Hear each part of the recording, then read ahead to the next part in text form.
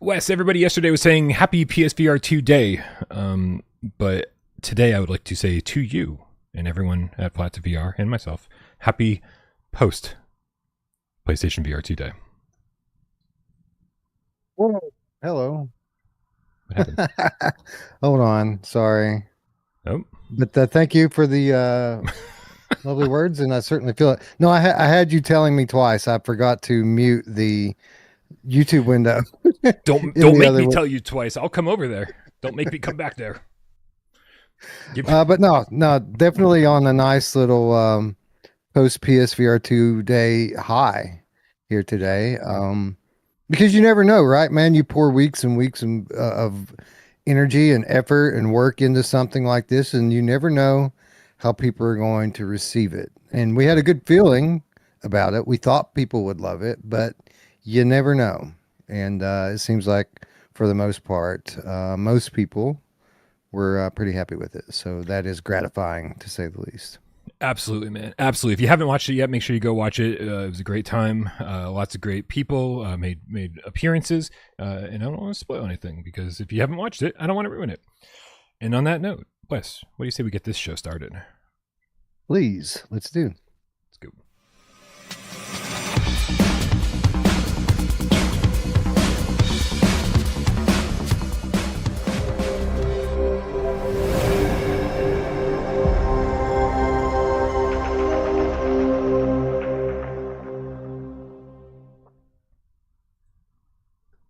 This is PSVR GamesCast Live. We film live every single Monday, Wednesday, and 2 Eyes Friday right here on YouTube. We do it live 6 p.m. Eastern for your viewing pleasure. Now, Wes is not even a blue box. He's a regular box, a full color box with animation and everything.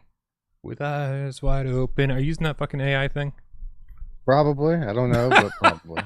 I love it. Yeah, probably. I don't know. My name's Brian Paul from this channel right here without Parole. And over here to my left, it's Wes Dillon from Virtual Strangers. Hey, Wes. What's up, Brian? What's up, GameCats? I was in a meeting yesterday with a game developer, and they told me that the brim of my hat had eyes on it, and they thought it was really weird. Because I was looking down, and I guess the AI had put my eyes through my hat. It made for a funny moment, to say the least. But hello, everyone. Happy post PSVR2 Day. How's it going? People racing? I hope people are racing today. I hope people are racing too. In fact, I think people are going to be racing after the show because, Wes, we got, it seems like as long as everything goes according to plan, in 51 minutes, Rush is launching on the PlayStation Store. People are like, where is it? How come it's not out? It's supposed to be out today. But they had a strange release time. 7 p.m. here on the East Coast of the United States, midnight in the UK. And so it's just kind of like it's the same time all across the world, it seems, but it just means it's really random times for so many people.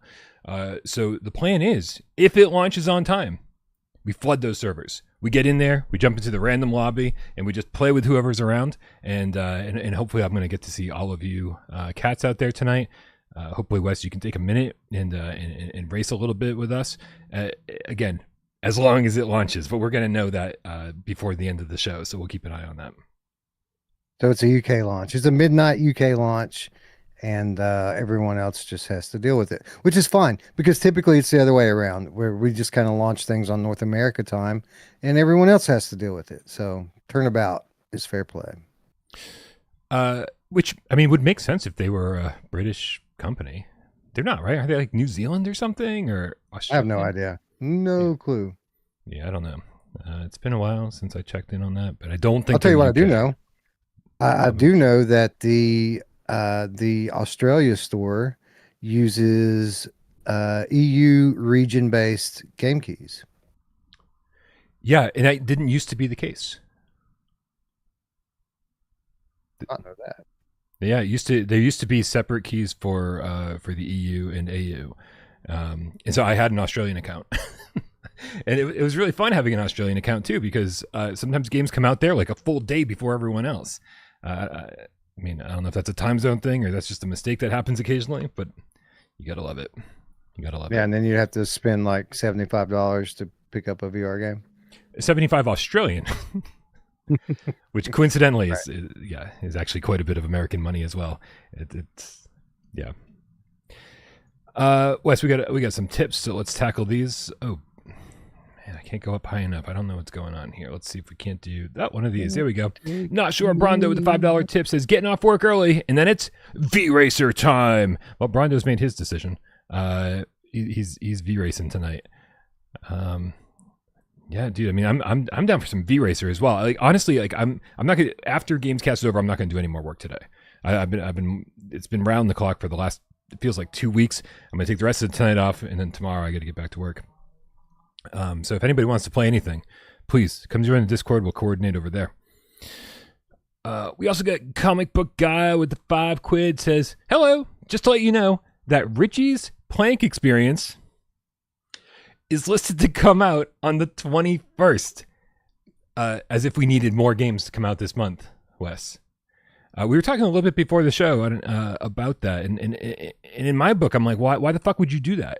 Right? Why would you just launch your game, especially a smaller game like Richies Plank Experience, into a really crowded time like this, where you're just going to get trampled? But you had a take that I wasn't expecting. Would you like to share that with the rest of the class? Sure. And for what it's worth, typically I would agree with you. And we have this a lot at Impact Reality. We have clients coming in that they're trying to, get their game in for the holiday sale. That's what everybody's doing here. That's what Richie's doing here, is trying to get in for the holiday sale. And typically that's a bad idea because of all of the competition. Typically smaller indie projects get overlooked and people, they buy the big shiny new thing on the store. But Richie is in a bit of a different situation here because, well, first of all, what I said already, there's going to be new headsets, there's going to be new players, there's going to be people buying games.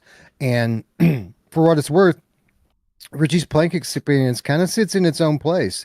I mean, I know it's not like, Resident Evil or anything like that, but it does kind of hold its own place in the VR kind of scene. It's I mean, I don't want to call it legendary, but it has its own spot. There are so many like viral videos that have been made from this thing. People know this title, right? Even if they don't know the name of it, they see it immediately and they know what the Plank Experience is. So my whole thing is that people know what this is.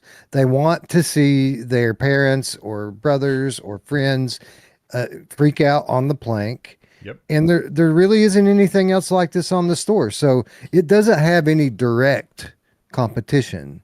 So I think it would do them more good than harm to get out on the store just as soon as they possibly can. Bitmappy says the UK store says 20th for Richies. Yeah, I think 20th is accurate. I was putting all the new release dates into the calendar on Discord, and 20th sounds correct. Yeah, listen, this is just further proof that I don't understand what gamers want, right? Because things like Job Simulator will maintain their number one selling place for years on end. And Richie's Plank Experience basically carried Toast Interactive for years, right? Especially when Max Mustard came out on Quest and didn't sell all that well. And just like, oh man, like, yeah, it's not going the way we expected it to. It was Richie's Plank Experience that kept the money rolling in even after all of those years that it had been out. So clearly I don't know what gamers want and I don't understand how the industry works. So good for them. I hope it sells. And honestly, Wes, I hope we get Max Mustard 2. You know why? Max Mustard 2, like the sequel? Yeah. Do you know why? Why? Do you know why I think that's a possibility? Why is that? Because Max Mustard sold big this Nice. month. Hell yeah, it did. We got the PlayStation Store sales charts right here for the month of October. And we're going to scroll down and check this shit out. Dude, I was expecting Max Mustard to show up on the store. I did not expect it to be number one. How crazy is that? I know it's $10, man, right? And so like a lot of people like finally pulled the trigger, but it's number one on the sales charts for last month. That's craziness during a month that like the End Dreams AAA game that had been promoted to all fucking ends of the earth, right? Reach didn't even chart. How? Just saying. I gotta say, I love it. I love it when good things happen to good people, and and much needed W for these guys. So I am so happy for it. Like this game's always deserved this type of recognition. It's the best platformer of this generation, you know. Um, for what it's worth, not that there was a bunch of super steep competition in that genre, um, but it's a great game, and it's good to see um, that the few studios out there that didn't just close their doors because of what happened to the MetaQuest store, uh, able to come home to the Sony store, and reestablish itself and maintain. That's great. So I don't know if being number one on the Sony store means that they made a ton of money or sold a ton of copies or just did less worse than everyone else. But it's good to see. It's good to see that you know, what is it? It's been about 2 years now since that game first hit Quest. Um, we're starting to see it chart now on the PlayStation Store, and I think it's great. Yeah, and I guarantee you that this means it's officially. So I say officially. I'm saying I guarantee you it's officially. When really I'm just guessing. I guarantee you I'm guessing that it has sold better on PlayStation VR2 than it has on Quest, than it has on Steam. Probably those two platforms combined. So, congrats to them. Great. Now bring us Max Muster 2 exclusive for PSVR2 because you know who's gonna buy that shit. That's us. That's us. You just got to price it at $10. That's the downside. Yeah, I saw a tweet on the Twitters earlier today. I think it was Bozoid who tweeted it out, and it was just a simple screenshot comparison of a couple of titles on the PlayStation Store versus those same titles on the Quest Store. And I think it was Arcanage and Of Lies and Rain, and the review totals doubled or even tripled their amounts on the PlayStation Store versus the Quest Store, which is lovely. It's great. Reviews are important.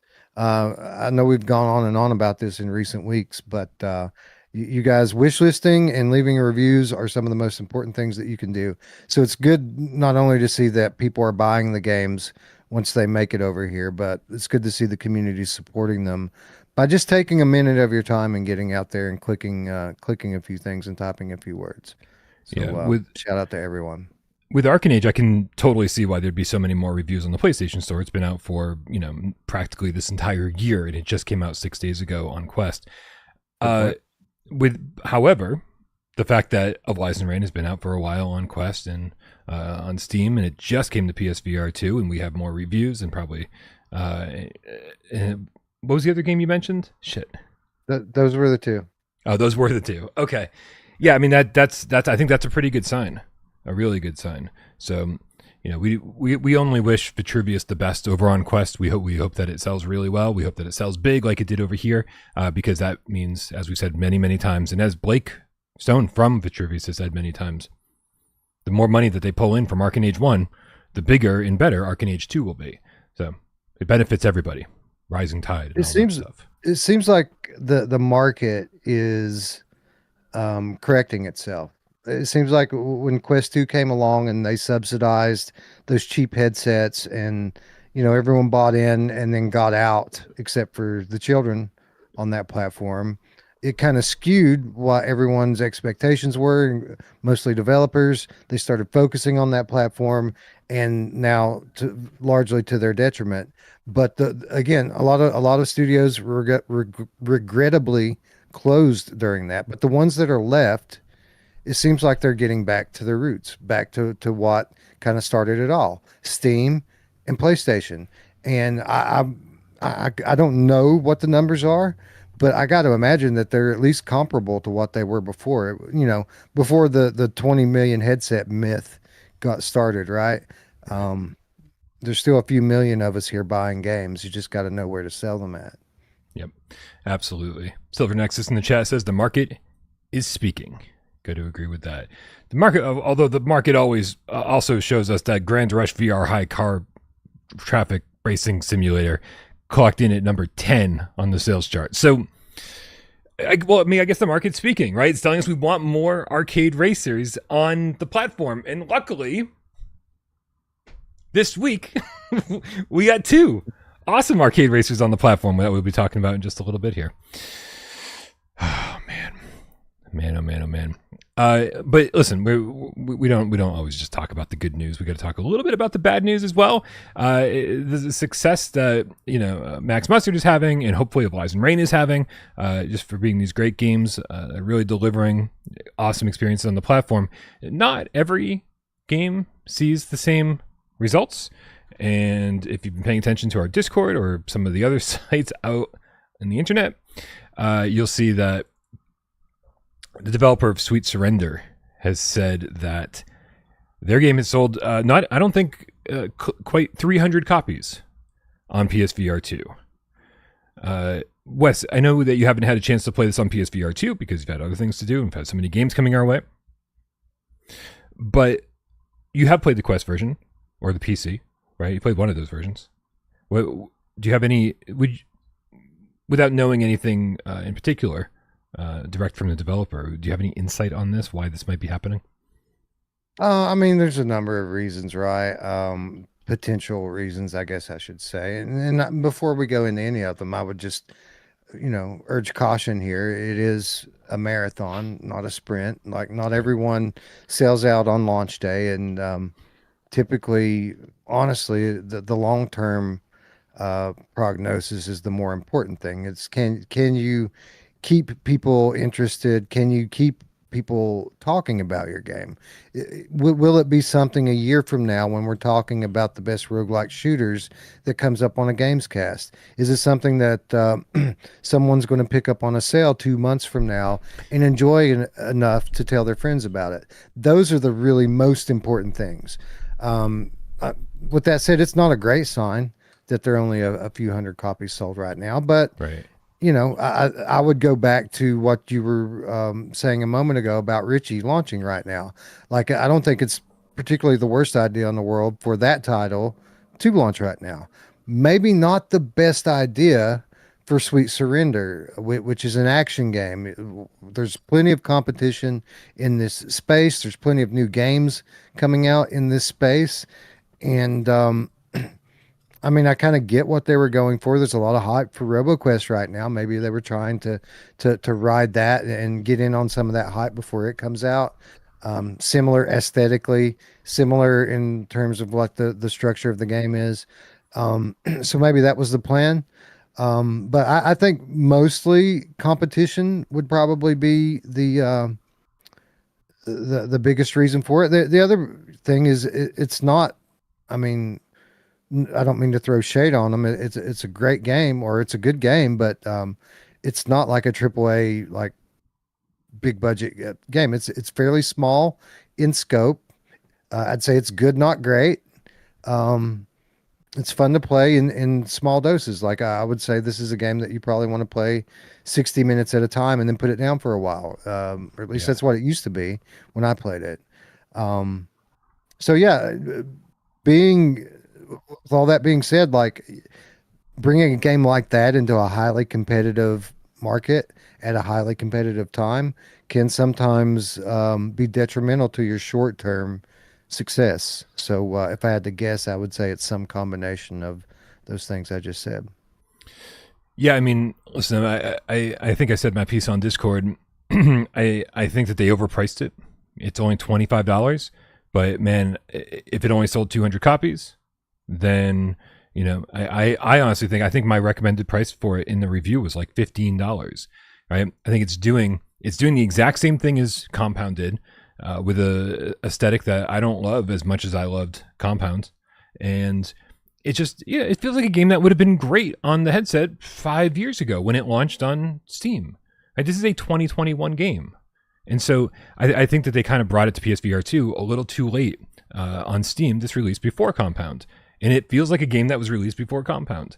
And so I honestly think they should have just recognized that fact, that they're bringing a much smaller game over to a headset that probably would have embraced it 5 years ago. But in 2025, it's a game that people will pick up if it's cheap.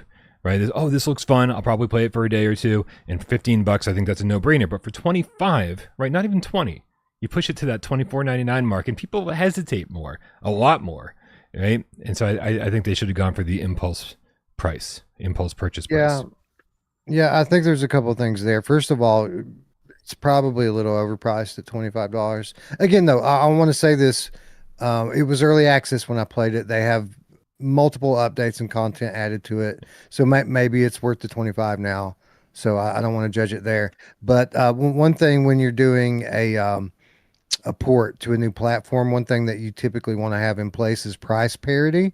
And Tom, the 12-toed game cat, points out very astutely in the chat that it doesn't help when people go to the Quest store and see it for $12.50 and you're trying to sell it for $25 here, because it just tells people, hey, if you wait, you'll get this for a lot less money. And if I had to imagine, there probably is some interest in this title. People are probably just waiting so they can get it at a better price. Yeah, and that's I think a lot of developers launch games at a higher price, because they'll say, we'll see how many sales we can get at this slightly inflated price. And then when we drop it down, you know, and when we do deliver it, a sale on $15, right? Then in a couple months, we'll probably see it on sale for $15. And it'll seem like a much better deal than if it was a $20 game that's been dropped down to $15. And so I think a lot more people are going to jump on it when it goes on sale because of that. You're right. It's a marathon. Nope. Marathon. Yeah, marathon, not a sprint. You were right. And I think it just sitting on the PlayStation Store and people talking about it occasionally here and there will eventually boost the sales figures to a certain degree. And I think the sales will help that. I just hope that developers are cognizant enough to understand that, like, hey, it's stuff that you did. It's not the platform. Right, when we're sitting over here talking about the games that are selling like crazy on PSVR2, selling better on PSVR2, it's you got to have a little bit of awareness and go, fuck, did we screw up? Was this us? And I think the answer this time is yeah. Yeah, probably. All right. Fun talking about this stuff. Here, I'm gonna tackle a couple more tips, then we will get back on topic here, on track. Thank you guys for all the support. You guys are amazing. Came out in full support yesterday for PSVR2 Day. I saw the tips rolling in. I was trying to keep up with them all. I was trying to keep up with all the comments that came in after the fact. And then being able to drop the VRacer Hoverbike review that I was working on as I was finishing up the final details as PSVR2 Day was starting, and I was like, "Oh my god, this is," being able to drop that. There was just like excitement on top of excitement, and you guys were out in full force for it. And so, thank you for all the comments, thank you for all the love. I wish I could get to all of them, but I did read them all and hearted most of them, I think. DJ Low 9915 with the 10 quid says, "Big thanks to all you guys at Without Parole. You brought the whole PSVR2 community together the other day, and it felt really special." I agree. And listen, shout out to Flat to VR, man. This was a Flat to VR project. They approached me and said, "We'd like to do something very special on your channel for PSVR2 gamers specifically, and let them know how much we appreciate them, because they really are one of the most dedicated fan bases out there." And so it happened because of you guys, and then it also happened because of Flat to VR. I just did some editing. I just did some editing and recorded myself at like 3 o'clock in the morning. You had a lot more input into the final form of it than you give yourself credit for here. And kudos to you for having that review up. It's not like we had keys forever ago for this thing. And obviously I don't want to say too much, but maybe one day I can tell the story of just how close this was to not happening at all. We really just made it by the skin of our teeth, and everything came together very, very last minute. And I'm glad it worked out the way it did, because it could have very easily not. Yeah. Yeah. I submitted what I thought was the final draft of it the night before, like 11 p.m. And then like an hour later, Miles and the team came back with just a list of stuff, and I was like, "And I'm doing that in the morning. Sorry, guys." Yeah. And that was a narrowed down, condensed list of the things that were asked, actually. Yeah. Oh, I'm sure. I got to look at the inner workings of Flat to VR, guys, and they work hard over there. That's all I'll say.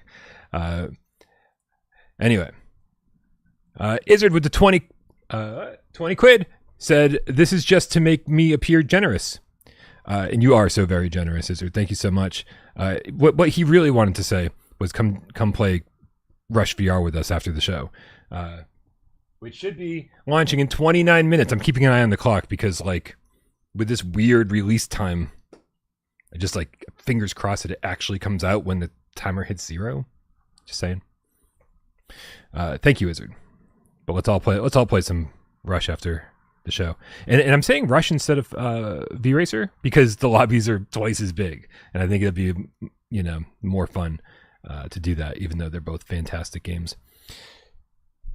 Daniel Burnett with the Australian $2 says PSVR2 Day was awesome. Thank you to everyone involved. Yeah. Hasib, thank you. sorry, when the comments are kind of the same, we're gonna keep moving, so we don't just keep saying the same thing in response. But thank you for the tip. We appreciate it. Hasib Mirza with the level 2 membership says, appreciate your hard work. Feels like there's a new review every other day. Yesterday was a real highlight for this community. Thank you, bro. I slowed down on reviews big time at a certain point because they just seemed like they were too much work. Right? It's like too exhausting. It took me days and days. I think I just had to practice. I had to get into the habit of, like, doing them more frequently and being like, well, I only have like 4 hours to put this thing together, so let's do it in 4 hours. And so I think you guys are going to be seeing a lot more Brian Bites, a lot more reviews on the channel over the next few months. And we sure have a lot of games to review, don't we, Wes? Oh, dude, do we ever? And they just keep on coming. But you're right. Things are always a lot easier when you get into a flow and a groove and a process, right? And then it is to, you know, take a week off and then try to do anything. It's always way more difficult. Yeah, and also I gotta say, the games that are coming out are just better. Right, when you got to play a game that you're like, oh, this is okay, it's not great, and then you kind of have to keep playing it, and you know, it's completely different. When I played Elation Rain, I was like, I didn't want to stop. When I was playing VRacer, and I got the hang of the controls, I didn't want to stop. This is. I feel like we're hitting an exciting point in PSVR2 history, where, like, man, all these games that are coming out, even Sweet Surrender, right? It might not be selling well, but I had fun with it. I had a lot of fun with it, and, like, it was a game that I was like, oh man, I played it once, I played it for an hour, and I beat it, and I was like, oh, I can probably move on. And then, like, I have 10 hours of footage. I didn't need to play for 10 hours, but the game convinced me to keep playing because it was fun. So I've been having a blast playing these games, and that makes all the difference in the world when it comes to, like, getting the job done. I'm glad there's a game like Elation Rain on PlayStation now, like something that has that really cool kind of next level physics and feel to it. You know, it's got really nice looking graphics, lots of little things that, you know, by themselves don't really mean much, but the whole package together really makes for a more immersive experience. Things like the squatting, for example, in that game, it's defaulted to what they call blink squatting or something like that, or snap, whatever. But if you turn it to the other option, it literally lets you kind of slowly squat and slowly stand up, and you can kind of choose your level, which for a seated VR gamer like myself is just gold. I love it so much. But there's so many things like that. Honestly, you and AJ probably went into it pretty deep on Monday, because it's those type of things that are what make this game kind of like Half-Life Alyx. And again, I'm glad to see games like that finally coming over to console, and seeing what type of appreciation that people have for them. I love Elation Rain. I really do. Good.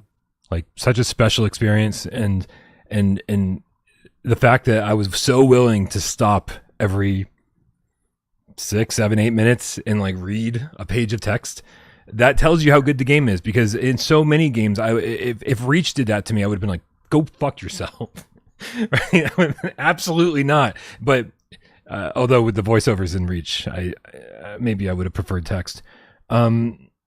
Yeah, it speaks volumes to the game's quality. It speaks volumes to, like, what other good stuff the game is doing when I don't mind stopping and smelling the roses, and just pulling up a chair and reading basically a novel over the course of a 10-hour adventure.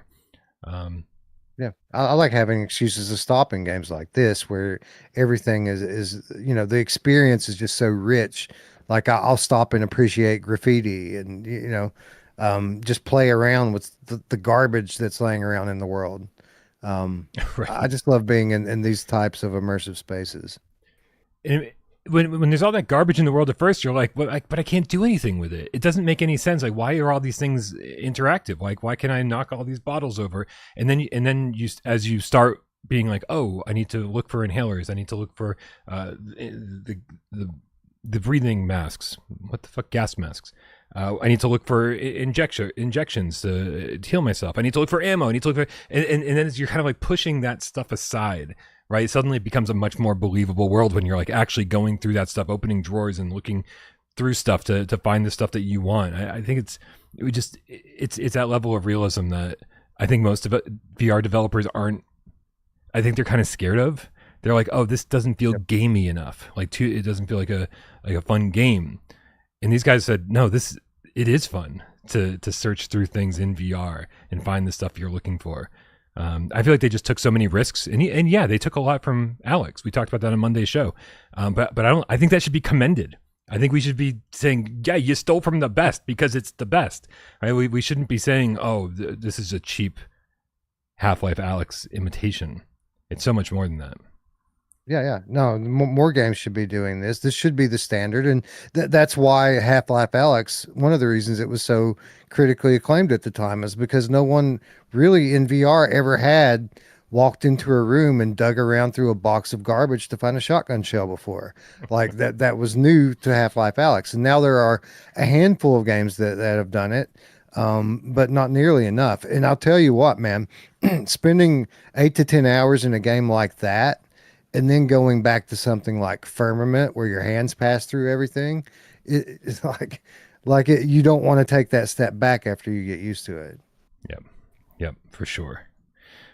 All right, one more tip, and then we'll move forward a little bit. Don't worry, guys. We're gonna get to all the tips. I appreciate every single one coming through. We got Dead Ringer with the level 1 membership. Says Rush comes out tonight. Is the room code GameCats? No, I think we should just do the default lobby. And actually, when I tried to do the friends lobby with AJ last night, and something was not connecting. So I think it'd make it so much easier if we just say, hey, we're just going to go into the default random lobby. We all go in at the same time, and we just kind of randomly find each other. I think that'll be a blast. I think we'll be able to pack a couple rooms full. And then one more. We got Waleed. Is now a GameCast, specifically White Tiger, with a Canadian $2 tip. Says shameful for many YouTubers who ghosted yesterday. What? Were there people that intentionally weren't? You know what? I don't care.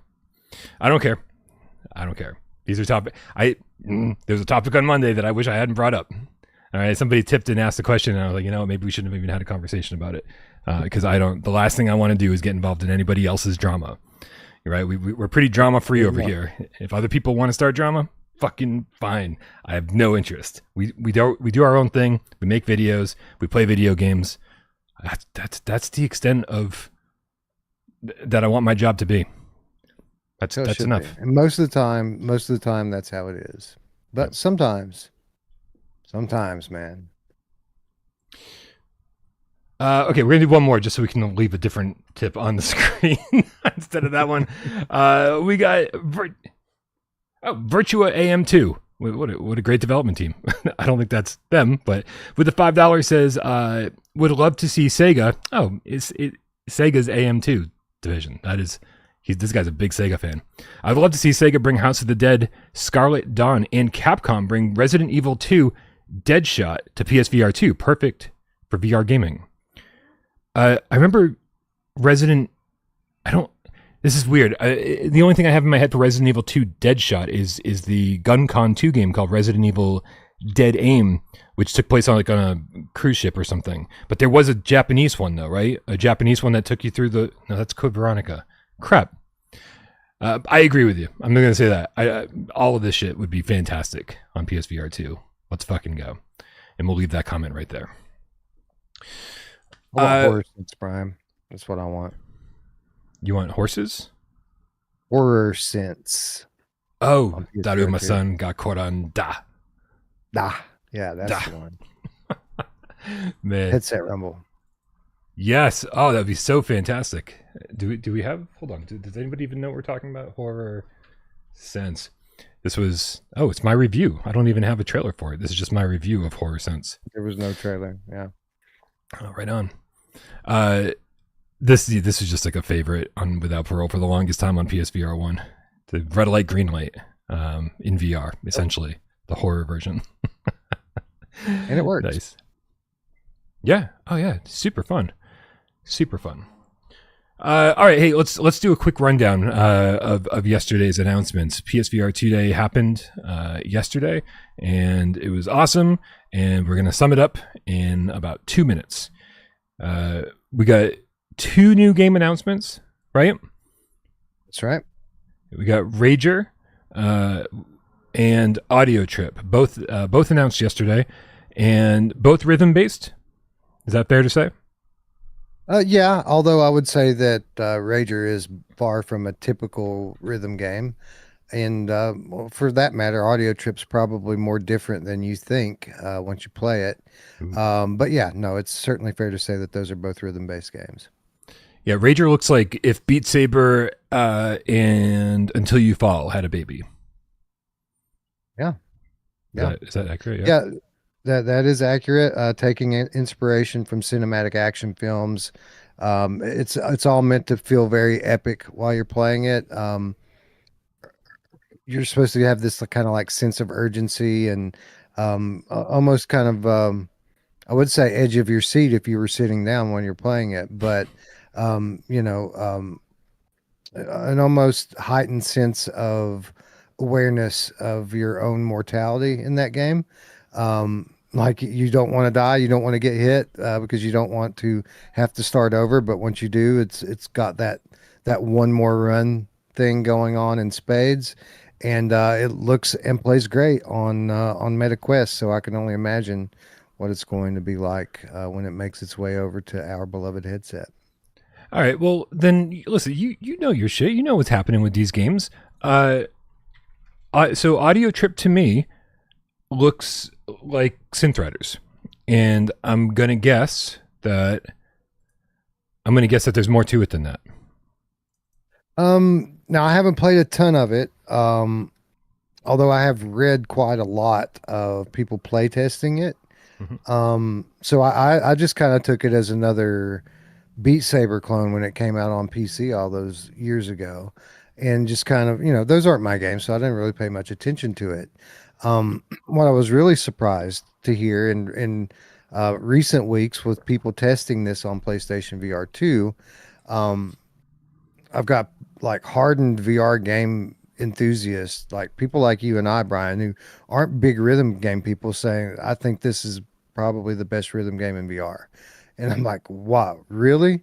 And yeah, so essentially, if I'm understanding the things that I'm reading correctly, that whole sense you get when you play Synth Riders, where it feels more like a dancing game than a rhythm game. This is that to the 10th degree. Like, this is a game that was designed by choreographers, and it's essentially is a dancing game, but obviously the scoring is rhythm based and so on and so forth. But yeah, no, it's got a ton of content in it. It's all very like, it's all very designed and deliberate, and yeah, a unique experience. Surprisingly so, I got to admit. The big thing that everybody I think tuned in for was the RoboQuest release date announcement. A lot of people expected, they thought it was going to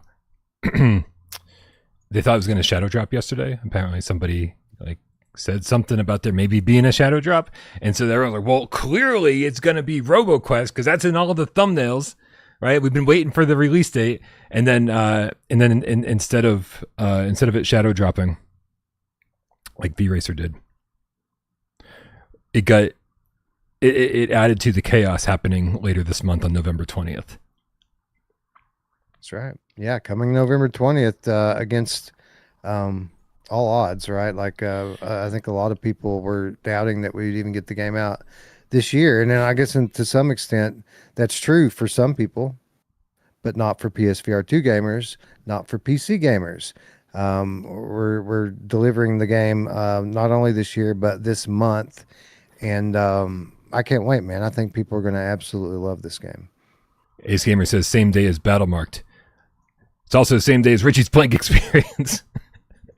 Yeah, so somebody mentioned something on Discord today. I don't know if you have any insight into this about the multiplayer. Is it launching without multiplayer? Do you know this? Yeah. Somebody said something. So no no multiplayer at launch. But with that said, this isn't some far off feature that we're going to get to in the future. It is actively being worked on. It is fully playable right now. It just needs a little bit more polish on it. So it will not be part of the game at launch, but you'll see more in the coming weeks. It's coming along quite well, and yeah, it's great. It's fun to play with other people. Nice. And I mean, listen, it's very, very seldom that we're the first in line to get a game. Usually it's on Steam first, then it's on Quest, and then it's PSVR2. We feel like, second-class citizens most days. But the fact that this is launching before the Quest version even is pretty awesome. So that feels like a win, Big W for sure. Yeah. All right. What else we got here? We got Shadowgate. It's coming out November 25th. Yeah, and honestly, out of all these titles, I think this is the one that people are sleeping on the most. I think that people have known about this game for so long and have known that it's coming for so long that people are just kind of like, yeah, whatever. But I think that people are going to be very pleasantly surprised at just how good this game is when they finally get their hands on it. Especially people who love Shadowgate. I love that old kind of retro dungeon crawler experience, because there are moments of that in here. This very much feels like a modern VR game, but when you get in there, there are just certain things about the design of the world, the characters, the game, the way enemies present themselves in front of you at the end of a corridor that'll absolutely have you flashing back to your 8-bit NES days. And it's a special title, and a lot of work has gone into getting it ready specifically for this platform.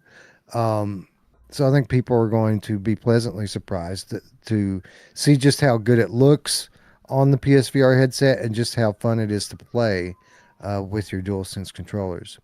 Nice. I'm looking forward to it. This is I just looked it up when I searched for Shadowgate on Without Parole.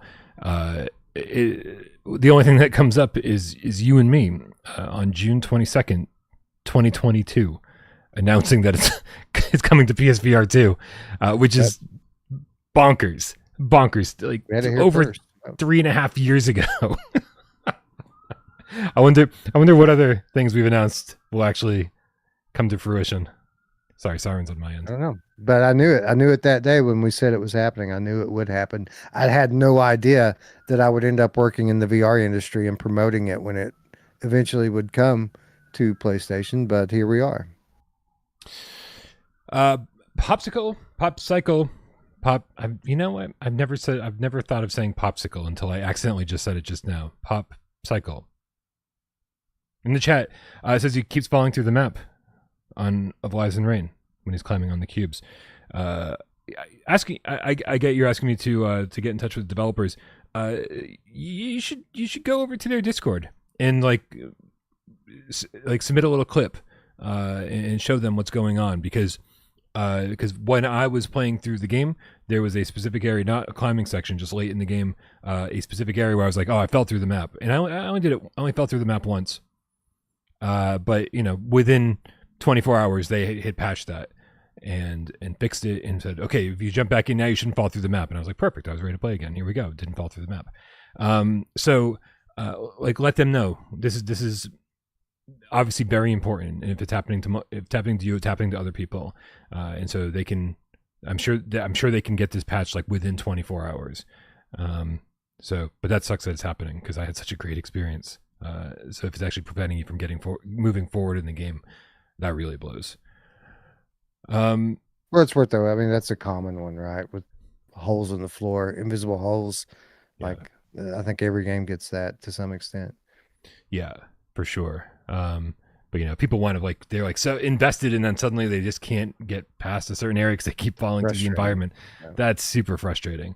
And that'll put a damper on the enjoyment that they're getting out of it. And yeah, so if you track down their Discord, and anybody who's having a problem, please let them know. I will tell them that, or even post it in our Discord and tag.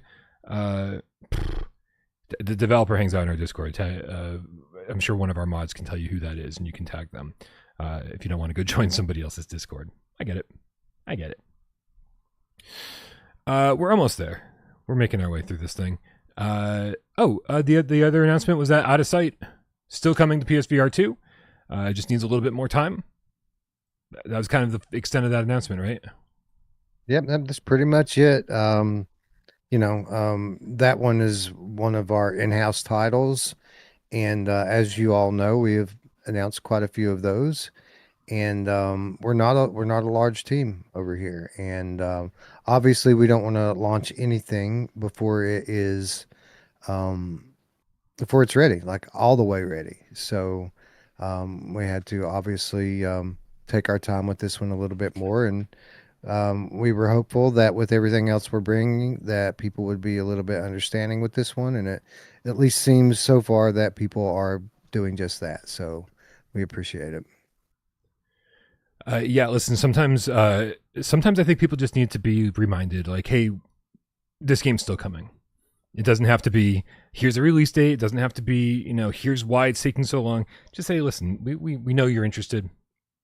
We know you're out there. We know you're wishlisting the game, and you can't wait to find out when it's coming. And we just want to let you know that it's still coming and that things are going smoothly.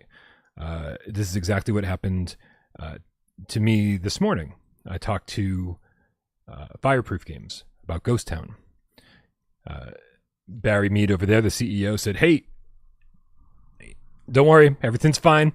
PSVR 2 port's coming along smoothly, and thankfully they should have a release date announcement sometime soon. I don't know if soon means next week. I don't know if soon means this year. I have no idea. He didn't give me any more information than that.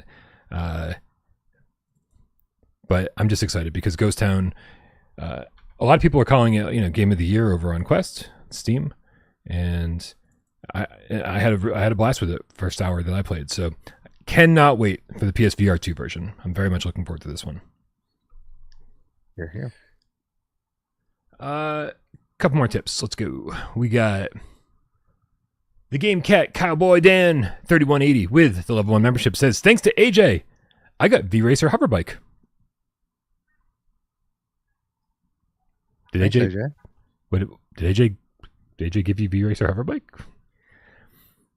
Or did he get it to PSVR 2 and then you bought it? He had quite a bit to do with it, honestly. But he was the one leading the charge for it when it came out on Quest, and it started a conversation that is still ongoing.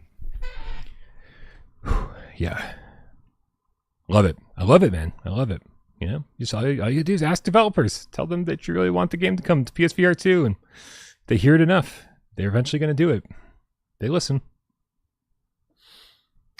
Hasib Mirza, what's up, Hasib, with the $5 says, Wes, can you provide some insight on why the PlayStation Twitter account didn't post your blog post? I think I saw it, and then it got deleted.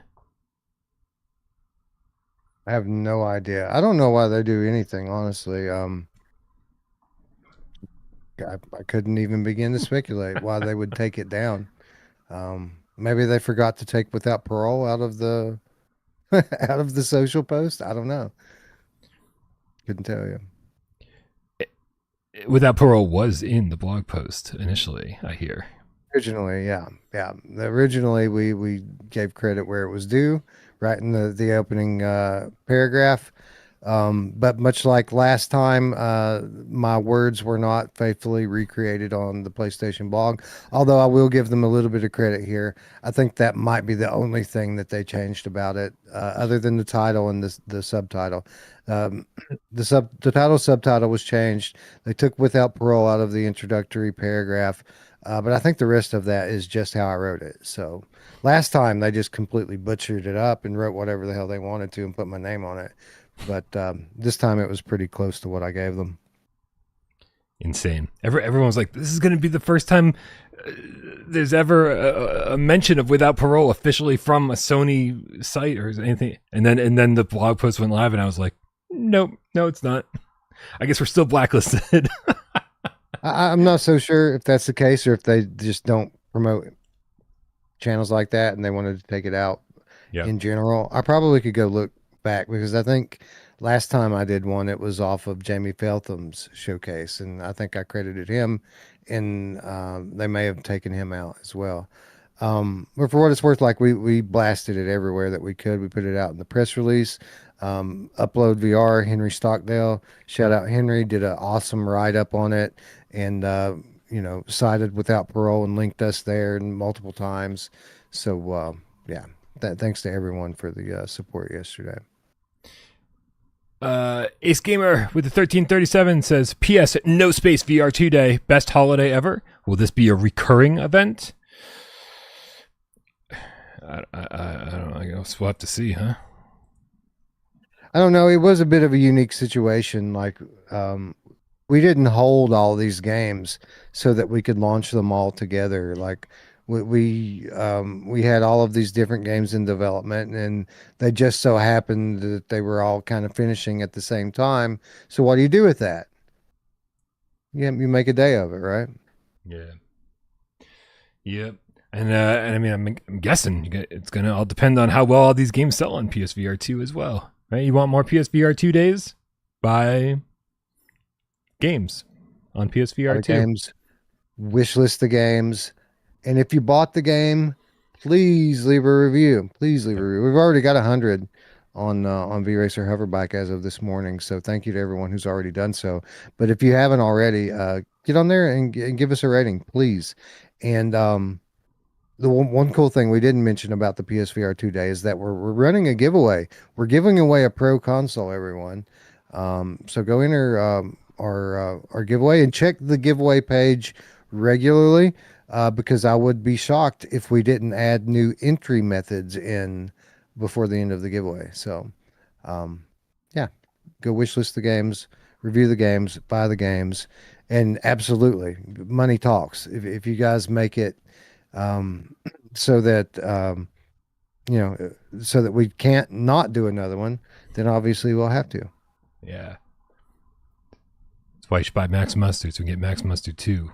Exclusive on PSVR 2. Maybe if I just keep saying it, I'll manifest it into existence. All right, let's move along. This has been an amazing week for arcade racers. Like the headline says, we've got 2 amazing racers in the same week. I don't know what just happened. I think somebody turned a switch off in my brain as I was trying to finish that sentence. Something seems different. There's a light off up there somewhere. Listen, let's tackle VRacer Hoverbike first. This was an amazing announcement yesterday of such a great interview that AJ did with the developer, and he said his name so elegantly. I can only imagine he practiced it 1,000 times before saying it on the interview. It was great, and then concluded the interview by saying, "Hey, the game's out now. It's out right now. It's out today." Which is always a fun announcement, especially for a game that a lot of people were interested in. Wes, I gotta say, as I put this full screen, there we go. I gotta say, I was not that excited for this game. I thought it was gonna be fun. I thought it was gonna be good. But I was concerned. VRider SBK didn't grab me. I had a lot of trouble with the control scheme and like my neck and my back feeling sore, trying to play it and trying to play it comfortably. So I was very worried about this game being like, man, it's a very similar situation here. I wonder how this is going to control any differently. And I will say that at the beginning when I was first playing it, I was trying to sit back and use the analog stick, and it was like, this is pretty good. This is pretty good. But man, when I got into it and decided to actually use the leaning control scheme, where they don't make you lean very far. Like really, I think they want you to do like this. I think this is about the extent that they want you to do. I am like all the way over here. I'm over here. I'm like, my head is against my couch, and I'm just like, with every corner. I'm like, now I'm over here. And it's like, bro, I don't know what it is. I think it's like you just put your legs wide, right? Legs wide, and then like just like get ready to rock back and forth in your butt. I said it in my review because I think it's important that if you're not playing this way, that you do play this way because it makes it so much more fun. I was, dude, blasting around those tracks and turning and just, oh my God, dude. I think in certain regards, it's better than Wipeout. In certain regards, I think it's more fun to play than Wipeout. It might not be as like polished or have as many tracks or whatever. But damn, is it close in that regard too? No, it's great. I got to say, I was pleasantly surprised because I already loved this game. I already knew it was great. It was great on Quest, great on PC. I was not expecting it to be better. I was hopeful that it would be as good. It is better on PlayStation VR2, and that is incredible. So beautiful in the headset, especially like on the Neon Runner levels with the OLED. Absolutely beautiful. And then I know people weren't like super hype on the audio or anything, but I love the effects when you're going through tunnels, like the audio effect with the echo and stuff on it. I think it's just a cool little feature that they add in there, and the action is top notch. And I agree with what you what you're saying about the kind of leaning controls. That's the way to play. It's super intuitive, easy to pick up, and there's a slider in the options where you can adjust the sensitivity of it. So if you want to like lean super far both ways to steer, you can, but you don't have to. You can narrow that box right down and like literally just move a little bit. And it takes a little bit of practice to kind of zone in on it. But once you find your medium with that slider and then the kind of horizon slider that makes it more or less intense, it's a really kind of special, unique experience in VR, which is great, given that this is essentially a game that's been worked on for what, 7 or 8 years now. They've been working on it. No, it's awesome, and I'm glad to see that it turned out so well on PlayStation and that people are having so much fun with it. Breaking news. It looks like Rush actually launched when it was supposed to. We passed the 7 o'clock mark here on Eastern time, and it looks like it's out in Australia, and it's out in the UK, and it's out in Germany, and it's out in the United States. It's out everywhere. Okay, we're totally gonna fucking play this after this show. I can't wait. Dude, all right, we'll get to Rush in just a second. Back to VRacer. Dude, I got to imagine that this is the best version of it because I'm loving the adaptive trigger support, right? There's a nice yep. resistance there, so it really does feel like you're pushing on some actual gas and actual brake. And then the headset haptics when you blast the EMP or get blasted yep. by the EMP.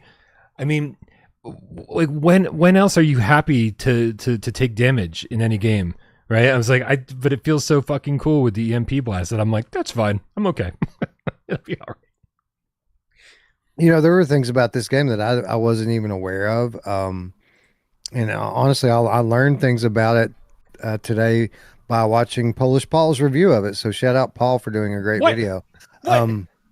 Yeah, for real. Can you believe it? What did you learn from Polish Paul? I'm not throwing shade. I'm just very curious. What did you learn from Polish Paul? I didn't know that your energy meter affected your top speed of your bike. I didn't know if you took damage that you go slower. Which explains why you guys were like destroying me the other day when we played. Like, like you guys were beating me like by 4 to 5 full seconds, and I couldn't figure out why. And that probably had a lot to do with it because I had no idea that was the case. I was going around damaged instead of eating my weapons and charging up my energy bar like I should have. Yeah. It's easy for everyone to miss that because they just kind of tell it to you in a little text box. I think the tutorial, the onboarding in this game is so great. But it's also if you're just like, yeah, just let me race, and you're ignoring the shit that they're delivering to you and not reading the little text boxes here and there, yeah, that's something you could easily miss. Which is why I put it in my review because I was like, well, I missed this at first. I wanted to make sure no one else did. Anyway, such a blast. The sense of speed is incredible. I think that they did an amazing job. There's more content coming, right? When you click the campaign, there's two full boxes there that say coming soon? I mean, it already feels like you're getting plenty for your money, but there's more coming? There's so many things coming, Brian. They've been working on this game like literally like the only thing this studio's done for the better part of a decade is work on this game. Now they've got it out on all platforms, and they're not going to stop working on this game. So yes, there's more things coming. I can't say more right now, but you will hear more very, very soon. But I wanted to talk before we moved on from it just about how awesome these tracks are. Like the tracks that are in the game are awesome. Like the loop-de-loop ones are really cool, but the transparent ones get me every freaking time. Yeah, because it looks like the road's disappearing beneath you, right? And yes, yes. There's like a little strip of like some like rainbow road looking thing off to the side, and you're like, and so until you've played the track 100 times, you're like, oh my god, do I have to race down this narrow little strip? It's so cool to race over the transparent roads. Yeah, it gets me like nervous because I used to play a lot of what was it called? I don't even remember what it was called anymore. People in my community are yelling at me right now because there's another like Wipeout style racer that was a flat game, but then they made it into VR and the track flips in the game I'm thinking about. Was it Redout? So no. There's the track, and then the track has a roof, and the mechanic of the game is that you can flip gravity and go to the next part of the track. Grip. Thank you, D. Grip. And grip always makes you nervous that you're going to go flying off the track because you are. And I still have that reflex of trying to catch myself as I go flying off the track. So every time I see that like transparent track coming up, I feel like I'm about to just go flying off the planet. So yeah, it's very, very, very visual, very visceral. Polish Paul's in the chat. What's up, dude? Did you just hear your name in the shoot over here, or have you been hiding out, lurking in the shadows this whole time? Ha ha ha ha.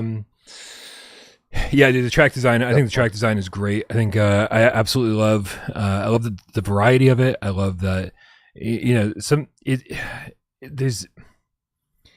I know I said this in the review, but it's worth repeating. I think it's cool that there's like some sort of like environmental storytelling that I don't even know if is intentional, where it's like you get to the last one of the last sections of the campaign, and the tracks you unlock there they look like F1 tracks, right? And it's just like, oh, it's just green grass and stadiums, and like the red and white edges of the track, and just like this looks like an F1 track or some kind of NASCAR, not NASCAR, but you know what I'm saying, like a traditional race car, and it's just been like converted to a VRacer track.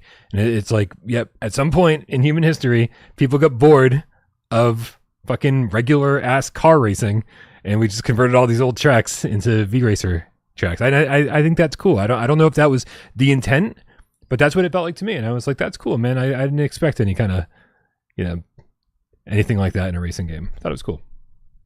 Yeah, it was a nice touch, right? Yeah, and the weapons are great too. Just being real patient with everything, and like laying mines for the people behind you.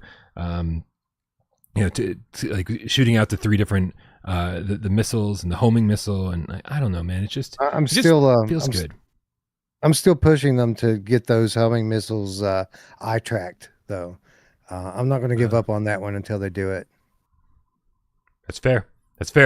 I think one of the only complaints I had about this is that like I just want a bigger grid of racers. I do. Like I think that 6 is a little bit on the low side. And when you play, even when I played Galaxy Kart for a little while had capability of playing upwards of 8 players. And that was so much more fun than when they had to drop it down to 6 to prevent some bugs from happening. And so I think in this, I mean, if it's ever possible, for them to up it to like to even 8, never mind 10, I think that would be amazing. And I do think, segue, that this is exactly what Rush VR Apex Edition has over VRacer Hoverbike, is that we've got this we've got these lobbies of, you can have 12 player races. So it's double the amount of VRacer. Have we confirmed that yet? Because I know there was some question of whether you could actually have 12 live players in there. Yeah, so what happens, the reason there was a question was because the UI only lists spots for 8 people in a match. But apparently the UI expands. because it was originally 8 on PSVR1 and on PC and everywhere else. And so because this is kind of like a, not a remake, it's kind of a remaster. They're using the old UI, but it expands to accommodate more people, which we're going to fucking test big time tonight, I think. So, because it does seem like Rush is out. People still chiming in the chat, saying that's how. Yep, it's good stuff. Time. I mean, a week ago, like we didn't have a ton for arcade racers, right? And now we've got like the best, like some of the best in VR history, making their way to our platform in a better version than ever before. Like 2 in a week. That's incredible. Yeah, 2 in a week, and in one of these days we're going to get flat out. Where'd you hear that? I don't know. Not for me. I said one of these days. I didn't say anytime soon. These nights. But yeah, listen, Rush is great. Wes and I, we're not going to spend a ton of time on this, especially considering these are the same 2 people you heard talk about their first impressions of Rush literally last week, this exact time. But man, what a great enhancement. What a great port. What a great remaster we got for PSVR 2. Love the feeling of playing this game. It shines in multiplayer. I think the single player can be a little bit dry, right? It's fun to play. It's fun to do wingsuit racing no matter what. And they do give you 11 CPU opponents to play against. So that's great. Or you can race, or you can go around and do it by yourself. There's free flight modes where there's like, collectibles to find, and there's time trials and score attack, all that stuff. But kind of making your way through the campaign can take time. Unlocking stuff can take time, and it feels a little dry. If I have a complaint about Rush, it's that the single player is not nearly as much fun as the multiplayer, which is just an absolute fucking blast. I like that aspect of it, honestly. This is a game that takes practice to perfect, no matter which control scheme that you use. And most people don't feel comfortable practicing while they're competing. Like, and if it was just a situation where you just had like a time trial mode or something like that, it wouldn't be nearly as fun to practice. But the fact that you have a full-blown campaign here with tons of unlockable tracks and XP and progression and all of that stuff tied to it, I like the single player. Now, obviously, it's not as fun to play as it is to play with your friends. But I think it's necessary to play by yourself some, and they made that about as good here as they could have made it. Yeah. And I'm not backtracking on what I said. I do feel that way, but it's like somehow compared to the multiplayer, like it just feels really, really slow paced. And I think the reason for that, Wes, is because of how well they worked with what they had. Because what you have are like 5 complete maps, like almost these big open worlds, right? Each map is a complete open world. And then within that you have 20 races for each map. And so they just take you on different routes. And so you get to explore different like caverns and go through different caves, depending on which race you've chosen on that particular map. But it does mean that like you're going to race the same map, 10 times sometimes without unlocking the next section. And if you suck at it, then you're going to race the same map 20 times or 30 times while you try to unlock the next section. We're getting into the weeds here, right? I love this game, and I think that it just takes a little bit of time to unlock everything. And I kind of wish that there was some way to jump from map to map as you unlock stuff rather than stay on the same map while you unlock the next map. But yeah, that would make more sense if they had like if the progression was difficulty based, right? Like, so you have level 1 track on each of the 5 that you alternate through, and then after you do that, you come back to the first map with level 2 difficulty, 2 2 2 2 3 3 3 3, instead of going 1 through 12 on 1 and then 1 through 12 on 2.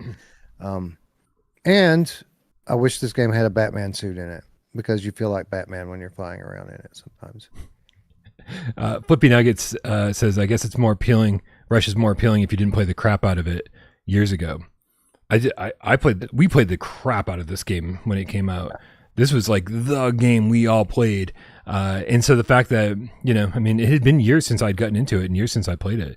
But man, I'll tell you, there was two very different elements of my enjoyment of this game. One is the fact that it's just really well done. And it implements all of these, the adaptive trigger support when you pull the boost, the building the boost meter and having to fly dangerously, the headset haptics when the thunder rumbles. I mean, it's just there's so much stuff that makes it feel like a current gen game. And then on top of that, there was a nostalgia hit. Right. And so I enjoyed this game for two very different reasons simultaneously. It was because it's a great game now. And also I had very fond memories of all the cats we used to play with all the time. Some of them are just, not here. They're part of different communities now, or they left VR, or whatever it was. Right. But it made me think of all these names that I haven't thought about in so long. And so I just have a lot of fondness, a lot of memories associated with this game. And so there are, two very different sides of me enjoying this game for two very different reasons. Just saying. Just wanted to say that. It's awesome. Go play it. Yep. Shout out to the Binary Mill, killing it. And again, giving us an awesome deal on it. The fact that this is still $25 on the PlayStation Store, on PSVR 1, on PS4. And then they deliver this way better version on PSVR 2 for $19.99. It's just, yep. This is crazy. And what an amazing game. Or amazing deal. Just one more example of how people's opinions and voices can make games come into fruition, because I'm quite sure that a year ago they were not planning on doing this, and they were convinced by you. So pat yourselves on the back, everyone. Yeah, I mean, listen, everybody out there who shouted from the rooftops every time they announced Resist, and we're like, thank you, Resist is going to be great. We can't wait to play it. They've announced Sirens on my end, Into Black. And we're like, that's awesome. Into Black's going to be great. We can't wait to play it. You also mentioned in the same breath, we'd love a port of Rush as well. And they listened. They responded. They were like, listen, Rush is a fucking, mobile game. It was a mobile VR game, right? Even the PSVR 1 version was just kind of a port of that version. And so, shout out to them for not just bringing us this old port of a mobile VR game. Shout out to them for listening to us, to saying we wanted it. And then shout out to them for going above and beyond and delivering a great version of it. Colin Love says, we really need VR Dev of the Year award. The competition will be crazy. We do those awards on the Virtual Strangers channel, but we don't even do just one. We do like Studio of the Year. We do Publisher of the Year. We do Indie Dev of the Year. Yeah, tune in. Here, I'm gonna read the next tip. We're gonna get caught up on these tips, and then we're gonna play a little 4-minute challenge, and then we're gonna play some Rush IRL or in VR, I guess. I'm not sure how that works. The band? No. A salesman. Sorry. Don't hate me, Wes. I've never liked Rush. Never liked Rush. I hate them. They suck so bad. Thank you. Oh, so nervous. I thought I was gonna get mauled for that. So much. Well, you will, but band. I will too, because I agree. Comic book guy with the $5 says, did I say the 21st? Oops, sorry, I meant the 20th. He's talking about Richies Plank experience, by the way.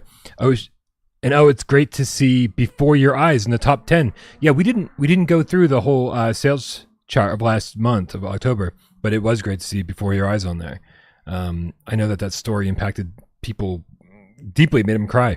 And I was waiting for that moment in that game, and it didn't happen.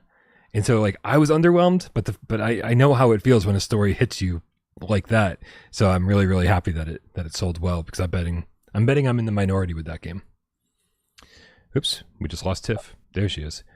GC13, the Diet Pepsi Cat. Oh, sorry, go ahead. No, you're all good. I was just gonna basically echo your sentiment with Before Your Eyes. I thought it was okay, and it was a bit emotional, but I didn't get attached to it like that because I'm dead inside. But that's on me, not on them. Thank you. Shout out to wow, Wow, good thing the show's almost over. My brain is done for. I need a good night's sleep and I can get back to work tomorrow on PSVR this week. GC13, Die Pepsi Cat with a 10 without parole gift memberships. Thank you, Tiff, for your generosity. You traitor. Sorry, I didn't mean to say that out loud.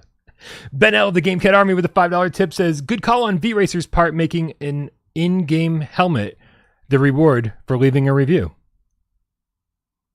Is that it? That's Is that true. Did Polish Paul reveal that? Because I didn't know that. I didn't know that they had rolled that out on PlayStation, but it makes sense that they have. It's something that we did a few weeks back to try to give people an incentive to actually go and leave a review. Yeah, you can claim your reward in-game, and if it's prompting you for it on PlayStation, then they must have rolled it out into the PlayStation version as well. Damn, that's really cool. I did not know that was a thing. It is a thing for sure. All right. Hold on. We're still going here. I'm looking for a game for 4-minute challenge. So Sure. We'll keep going on these. I'll give people a challenge. You know, we were talking earlier about Bozoid and his comparisons between review numbers on Quest versus PlayStation. And I talked about how cool it is that we're already over 100 on PlayStation. We're approaching 400 on Quest. So there's the gauntlet thrown down. Right. PlayStation gamers, go show the world that it means more to us. Go leave a review.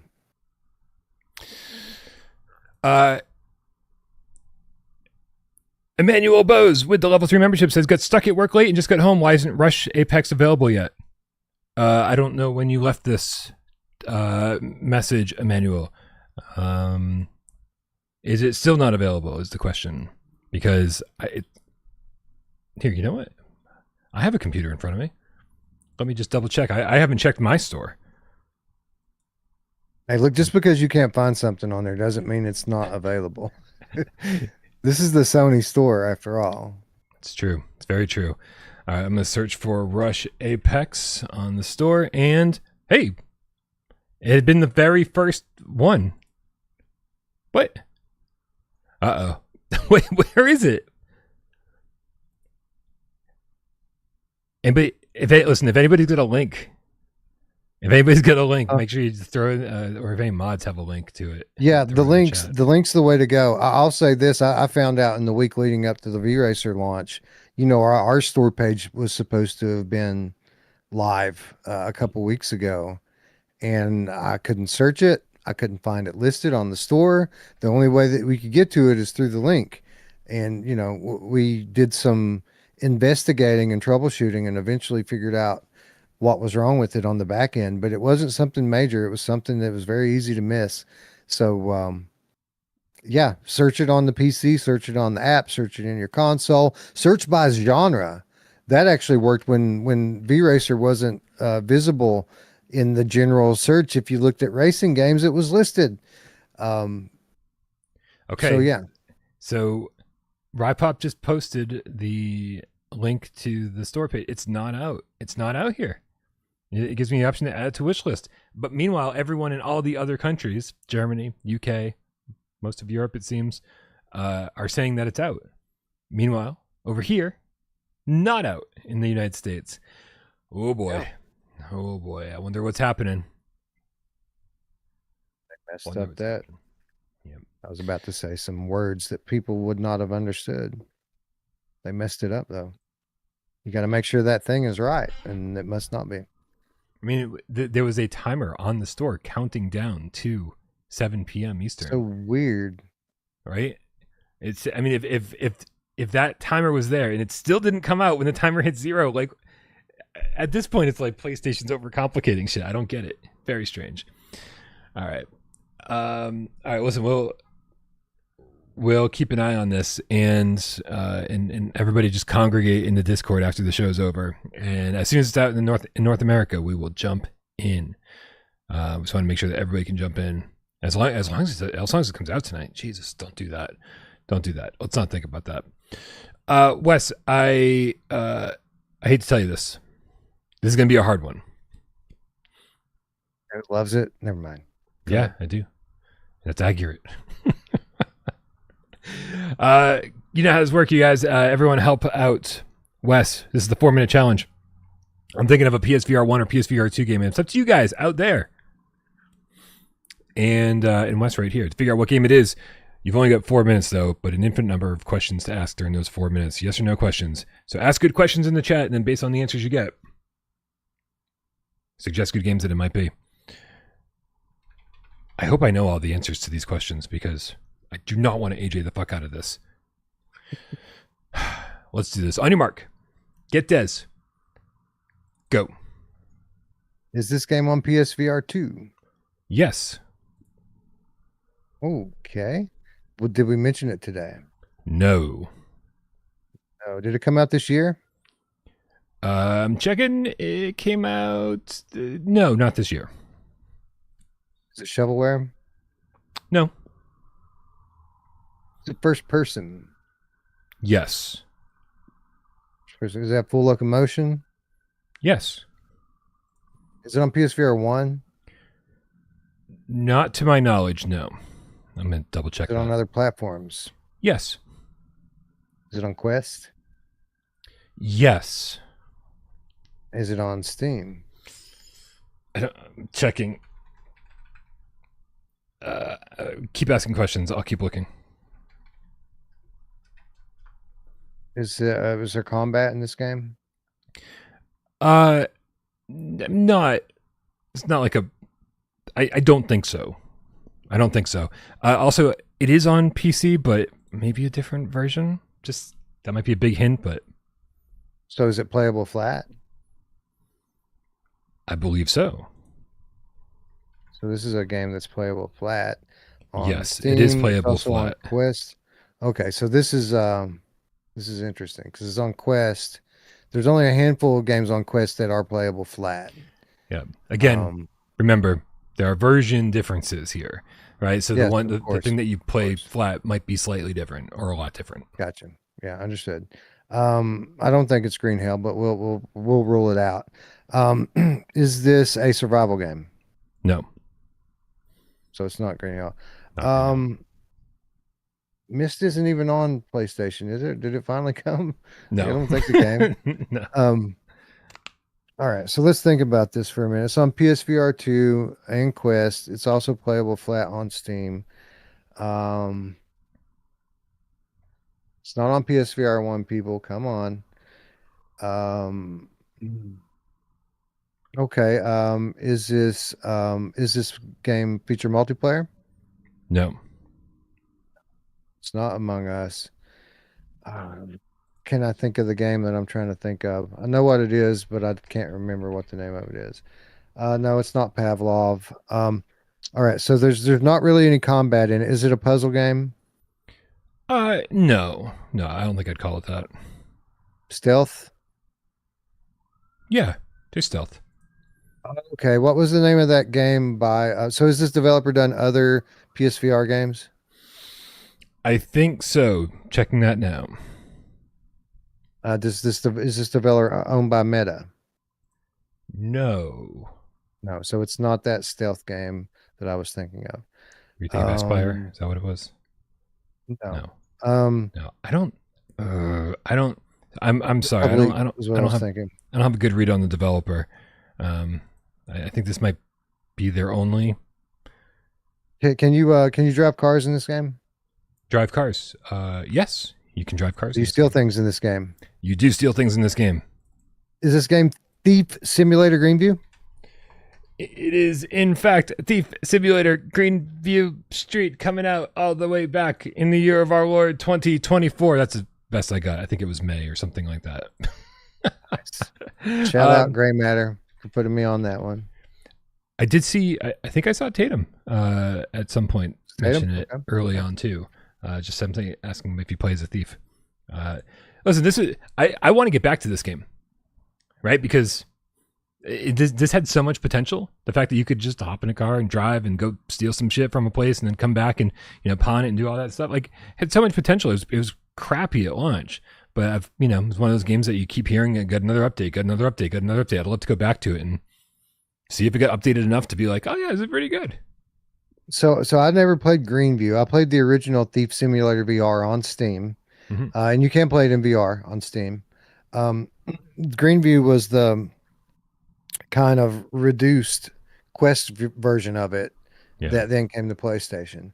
But for what it's worth, it was a bit janky, but it was a fun concept to play. It was cool sneaking around in people's backyards while they were in their house and kind of tasting places and figuring out when people's leaving and being a drug addicted thief. Um, it was a fun concept. I could see where some polish would have made it into a good game. I didn't spend enough time in it or go back to it enough to see if it ever became what it had the potential to become. But I like the concept, and it was just fun driving around, casing out these different homes and stuff, and then getting in there and stealing crap. Was it truncated in the sense that like you just had a smaller kind of open world to explore, right? The town was I just want to say yes. I mean, it's been years and I don't really yeah. remember, but that's my impression of it is that it was just a kind of smaller version of the bigger version on Steam. Good job, everybody. Good job, Wes. Congratulations. Um, we got one. Whoop, where'd it go? There it is. We got one more tip from Comic Book Guy with 5 quid. Says, not too sure if you've been asked this yet, but will there be an end of year game awards show? Now, if you're asking me, the answer is I have no fucking idea. It all depends on what the rest of this month entails. I should be if I'm doing an award show, I need to be doing work on it right fucking now. Right? I need to be reaching out to developers and publishers and saying, do you have anything to reveal, anything to share, any release dates, any new trailers, any new games, but and like you just literally have to contact 500 developers to get the 10, hopefully, reveals that you're looking for your show. Right? Because it's just luck of the draw. And so that's a lot of work right there. But then there's also the contacting all the people that you want to be on the show. Wes knows this is exactly what Flat to VR has been going on, and also Wes does an end of the year show himself. It's just an insane amount of work. And if you remember back when Resident Evil 4 came out on PSVR2, I did the award show instead of doing a Resident Evil 4 review. I barely had any time to play it. It took me 10 months to review that game because of the award show. I don't want to find myself in that situation again. However, I will say this. The turnout for PSVR2 Day was so great. And it felt really good to see everybody's names in the chat. It felt really good to see all those people watching. It felt really good to see that excitement in the community. And like, I don't know, that's what I always loved about the award shows. Not that they brought in a great number of subscribers or a ton of money, but that like it was an awesome event for the community, and we all like get to bond together and enjoy this thing that we love so much and celebrate it. So I'll kind of like work on it as we go, and if I can get enough interest from developers to do some decent reveals during that time, then yes. However, if you're asking Wes, what does Wes have to say about an end of the year award show? Yeah, we'll be doing one. We do one every year, but it's very different than what Brian is describing. Our end of the review show, award show, is all about basking in the year that was. It isn't about looking at what's coming so much, and it's just about celebrating the year. It will be called the 2025 show. We will give out dozens of awards. We will give out dozens and dozens and dozens of game keys. It will take dozens of hours, literally. It's like I think the last 3 years we've gone on close to 14 hours each time. It's crazy. So yeah, we don't have a ton of guests on. We have a few guest presenters that come on and talk about the games with us. Brian Paul typically being one of them. But it's a celebration of the year that was in VR. This one's going to be a bit strange because years past we had a lot more involvement throughout the year, like doing shows and things. Where this year we were very much absent through the summer, and just now kind of starting to get back into it a little bit. But we fully intend on doing our full blown award show at the end of the year, and that's not very long from now. So you're right; it's time to get busy on it. Yeah, big time, big time. So we'll keep you posted. I'm sure we'll keep you posted on Wes's. I'll let you know if I do anything over here. I think maybe something scaled back, right? It doesn't have to be something that takes a month for me to do, right? And maybe it won't be an award show, right? Maybe it'll just be like because you know what? Listen, I think award shows are full of shit. I think award shows are big lies. You know why? Because they shouldn't be called award shows. No one tunes into an award show to see who won best first person shooter of the year. No one gives a fuck about that. Everyone tunes in to see the reveals. Everyone tunes in to see something they didn't know about before the show started. A release date, a new trailer, something, whatever. And I think if maybe we just cut the bullshit and we don't do the award part of it, and we just say, here's some event, right? PSVR2 Day Part 2, where it's just reveals. That would cut the workload down an insane amount. And you know who cares about those awards, Brian? Is it your the mom? developers? The developers, and that's why we do it, because it matters to them. Okay, well, listen, I love developers because they make the games that I like to play. But honestly, fuck that shit. I'll just direct everyone to your channel if they need an award. Yep. We'll do something else. You know what? They are bullshit, exactly, though. Mark. Yeah. Outside of our little bubble, the bigger award shows, they are total bullshit. It's all about who you know and whose palms you're greasing with money. You have to pay like thousands of dollars to be nominated. Nominate yourself, essentially. What? Oh my god! What? Yeah, it's a fucking racket, just like everything else is. So that's how Jeff Keighley gets paid. That's exactly how Jeff Keighley gets paid. Got it. Whew, I just learned so much today. Ellipse DJ knows what's up. PSVR2 Day. No spaces. All right. Let's get out of here. Thank you, Wes. This was this felt really good. I apologize. I know you probably don't care, not you, but everyone. I apologize for Monday's show. I don't think we should have done a show Monday. I was so out of it and so brain dead, and I was doing it kind of out of obligation because we hadn't done one on Friday. And man, I wanted to have this awesome conversation about.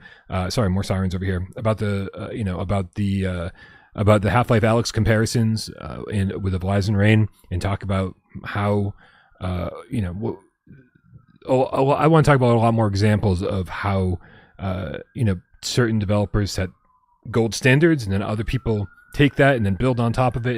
And then the show ended, and I was like, wow, it was not the conversation I wanted to have. Like, if I could hear the words were coming out of my mouth, and I was like, God, this is just not the conversation that I planned on having. Always revisit the topic. Yeah, for sure. I was just, oh man, sometimes we do this 3 days a week, and it's like, usually happy if they're decent. I thought Monday's show was pretty rough. So if anybody watched that and was just like, what the fuck is wrong with you, Brian? That's what was wrong with me. I was really tired, so I apologize.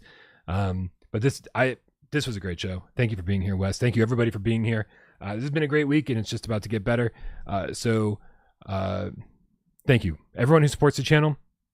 I'm going to start making a bigger push for Patreon support, patreon.com/withoutparolegames, or being a member over here. Like, for the longest time, I was like, oh, money doesn't matter. And I'm like, I'll just, if I do enough work, then things will sort themselves out. But I was going to be honest with you guys. Like, I want to do this as long as I possibly can. And right now that doesn't seem feasible. So, if we can get a little bit more Patreon support out there, and honestly, like, I'm asking, if we get like a few hundred people to give $1 a month, you have no idea how much that would change my life and make things better. I never wanted Patreon to be this thing where it was like a couple people giving $50 or $100 or $200 a month, which we had, and it was like, fucking, that's crazy. But like, you don't, you want it to be an insignificant amount from a lot of people, which makes a big difference to me. So if you like being here and you like everything that's going on, you like everything that we're doing, I'm humbly asking for a little bit of support. That being said, we're thrilled that you're here. Even if you don't support financially, you're in the chat, hanging out on our Discord, playing 20 questions with us, or you're sitting back and not saying a goddamn word. We know you're out there. and we love you just as much. Happy Wednesday, Wes. Happy Wednesday, Brian. Happy Wednesday, cats. Happy post PSVR2 day. Post PSVR2 day depression. But I'm not depressed. PPSD. Yeah. PTSD. Let's go.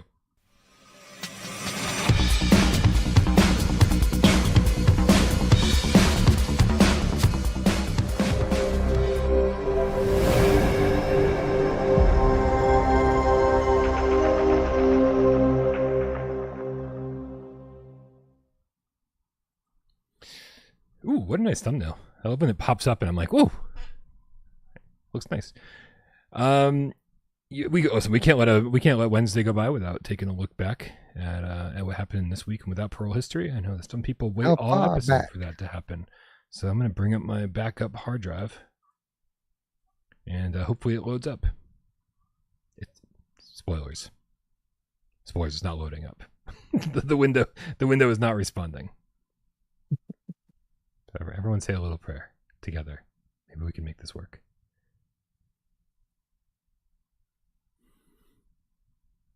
Ooh, prayer worked. Thanks, everyone. All right, let's scroll all the way back to maybe there is a God. Where do we want to go back to? Let's see. Let's go back to it's November 5th, so let's get as close to that as we possibly can. And oh, this is just beautiful. We're going all the way back to November 10th, 2021. You ready for this? Yes, very ready. Let's go. Could PSVR2 be shown at the Game Awards? Look, we made it relevant. Plus, the only reason I really brought this up was because there's a massive fucking picture of AJ's face on the cover, and it was this promotional thing he did with Kluge Interactive. It said "Play against AJ." In Synth Riders. I have no recollection as to how this worked, though. Was he like a ghost in the game that you could play against? Do you remember this? Boy, probably. I know I don't remember it. But yeah, that sounds relevant. Maybe we'll do something like that with Audio Trip. Play against AJ in Audio Trip. That'd be pretty cool. I mean, AJ's pretty good at Synth Riders, so it would make sense.